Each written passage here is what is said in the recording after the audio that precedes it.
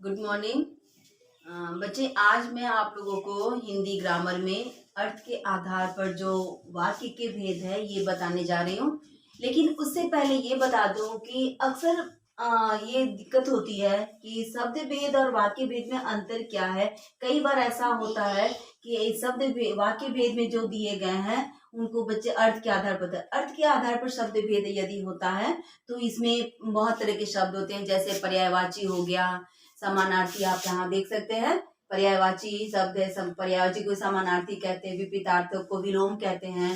फिर श्रुति समानार्थक है, अनेक शब्दों के लिए एक शब्द है, एकार्थी है या फिर अनेकार्थी है। ये सारे जो भेद दिए गए हैं ये शब्दों के भेद है, ठीक है। ये शब्दों के भेद है और जो अर्थ के आधार पर ये भेद हुए। वहीं दूसरी ओर हम देखें तो ये वाक्य के भेद है जो कि अर्थ के आधार पर, मैंने यहाँ पे लिखा है तो आप देख सकते हैं, अर्थ के आधार पर शब्द भेद और अर्थ के आधार पर वाक्य भेद, ठीक है। तो अर्थ के आधार पर जो वाक्य भेद है वो 8 प्रकार के वाक्य होते हैं। इसके लिए मैंने शॉर्ट फॉर्म दिया था रवि संग प्रणीयाई, ठीक है।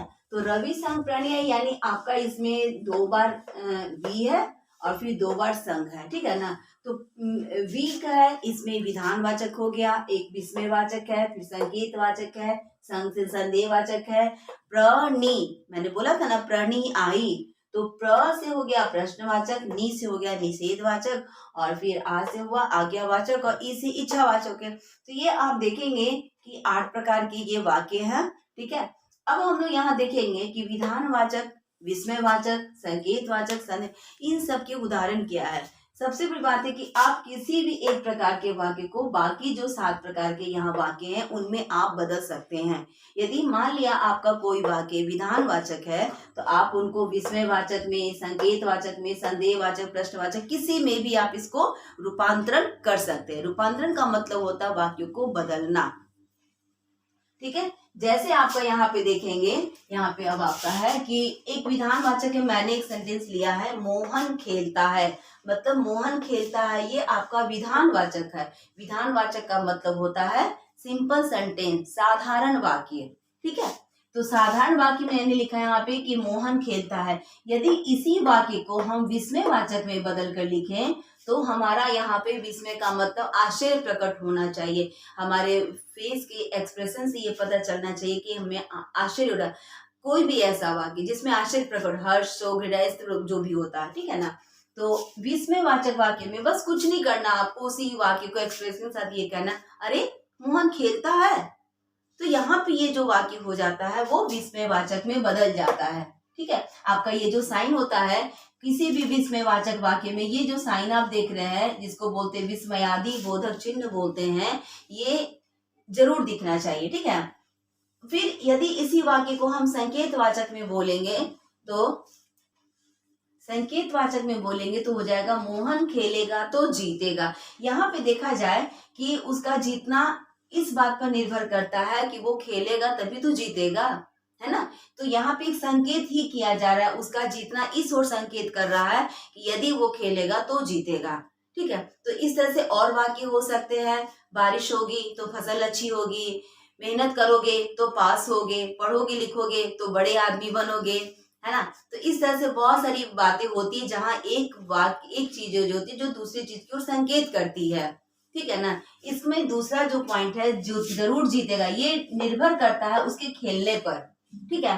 तो यहाँ पे तो करके हम लोग इस तरह से संकेत दे सकते हैं, ऐसा होगा तो ये होगा, ये होगा तो ये होगा, ऐसा जब बोलते हैं तो ये हमारा संकेत ही किया जा रहा है इसमें, ठीक है। फिर दूसरा है संदेह। संदेह का मतलब होता है शंका, आशंका, डाउटफुल जिसे बोलते हैं हम, ठीक है। तो डाउटफुल बोलते हैं तो जहां पे जिस वाक्य में हमें किसी बात में संदेह या प्रकट या शंका प्रकट होती है, यानी क्लियर पता नहीं होता है, ठीक है। तो ऐसी स्थिति पे क्या होता है कि वो संदेहवाचक वाक्य, यदि आप किसी भी तरह से संदेहवाचक वाक्य बोलते हैं तो क्या करते हैं, उसमें हो सकता है, शायद, संभव है, ऐसे कुछ शब्द हम जोड़ देते हैं और जहां जोड़ करके यहाँ वाक्य बोलते हैं तो वहां क्या हो जाता है, वो वाक्य विस्मयवाचक में बदल जाता, मतलब ये सॉरी संदेहवाचक में चेंज हो जाता है। जैसे शायद मोहन खेले, शायद पिताजी आज घर आए, हो सकता है कल वो दिल्ली चला जाए, संभव है आज बारिश हो, ठीक है ना। तो इस तरह का जितने भी बोले, पता नहीं वो घर चला गया होगा, तो यहाँ पे पता नहीं जो बोला, इसमें भी वाक्य में संदेह ही प्रकट हो रहा है ना। जहाँ डाउटफुल होता है, क्लियर पता नहीं होता है, तो ऐसे वाक्यों को हम विस्मयादि बोधक वाक्य में गिनेंगे। तो आप देख सकते हैं इसमें ऐसे वाक्यों को बदलने के लिए 2-3 शब्द आप ध्यान रखें। शायद, हो सकता है, संभव है, पता नहीं। अगर ये शब्द हम किसी वाक्य में जोड़ देते हैं तो वो वाक्य हमारा विस्मयादि बोधक वाक्य में बदल जाता है। ठीक है। नेक्स्ट है प्रश्नवाचक वाक्य। प्रश्नवाचक वाक्य मतलब हम जिसे इंट्रोगेटिव सेंटेंस कहते हैं। इसमें क्या होता है कि ऐसा कोई वाक्य जिससे प्रश्न पूछा जाए। प्रश्न 2 प्रकार से पूछे जा सकते हैं, मैं बता दूं। एक तो यहाँ पे होता है कि प्रश्न जब करते हैं तो किसी का जवाब हाँ या ना में होता है। यदि कोई पूछे आपसे कि आप तुम्हारा नाम मोहन है, तो इसका जवाब हाँ या ना में होगा। लेकिन अगर कोई पूछे कि आपका नाम क्या है, जैसे बता दो कि अगर कोई आपसे पूछे कि तुम्हारा नाम क्या है, तो आप, मेरा नाम मोहन है, तो ये हो गया प्रश्न और उत्तर, है ना। उधर साइड से ये प्रश्न किया गया आपका नाम क्या है, तो यहाँ पे इसने जवाब दिया। तो यहाँ इस तरह का जहाँ प्रश्न उत्तर होता है, जहाँ पे प्रश्न पूछे जाते हैं किसी भी वाक्य में, तो वो हमारा प्रश्नबोधक वाक्य होता है या प्रश्नवाचक वाक्य होता है। ठीक है। निषेध। निषेध का मतलब बता दूं कि निषेध का मतलब होता है नहीं। यहाँ पे मैंने लिखा है निषेध में नहीं होता।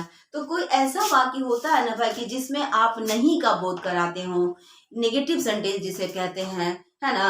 तो जब किसी वाक्य में नहीं प्रयोग हो या मत प्रयोग हो या न बोला जाए, नहीं, न, मत, ऐसा अगर बोला जाता है किसी वाक्य में, वो वाक्य हमारा नेगेटिव सेंटेंस होता है, यानी निषेधवाचक वाक्य होता है। ठीक है। जैसे यहाँ पे मैंने इसी वाक्य को बदलते हुए लिखा है, मोहन नहीं खेलेगा या मोहन नहीं खेलता है।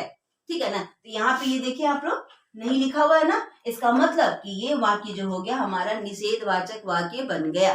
ठीक है ना। उधर मत जाओ, आपने कई जगह पे देखा होगा लिखा हुआ, यहाँ प्रवेश मना है, प्रवेश निषेध ऐसा लिखा होगा। तो निषेध का मतलब वहां पे क्या हम लोग समझ लेते, भाई यहाँ जाना मना है।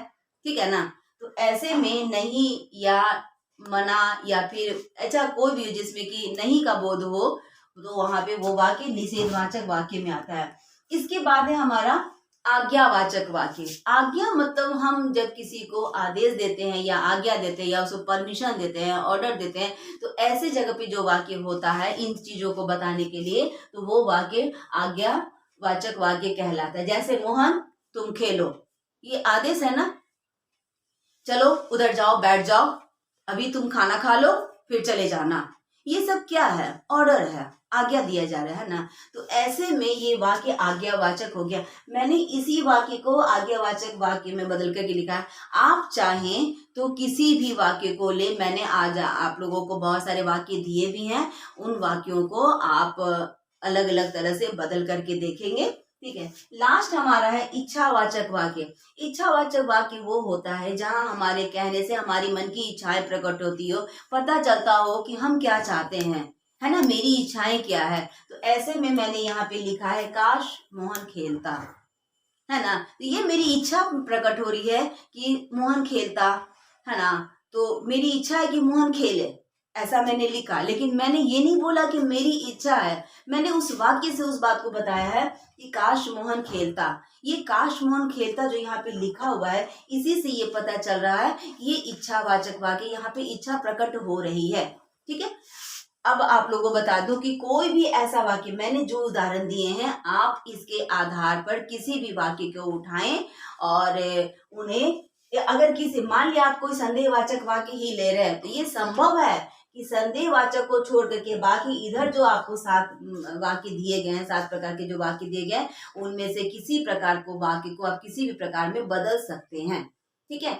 आप चाहें तो इसको बदल के देखिए, यानी जैसे खेलना है तो कम से कम आप वहां पे पढ़ना ही जोड़ करके आप बना के देखिए, मोहन पढ़ता है, अरे मोहन पढ़ता है, कम से कम पहली कोशिश तो यहीं से शुरू की जाए, तब आपको पता चलेगा कि वाक्यों को बदलना आसान है और ये संभव भी है।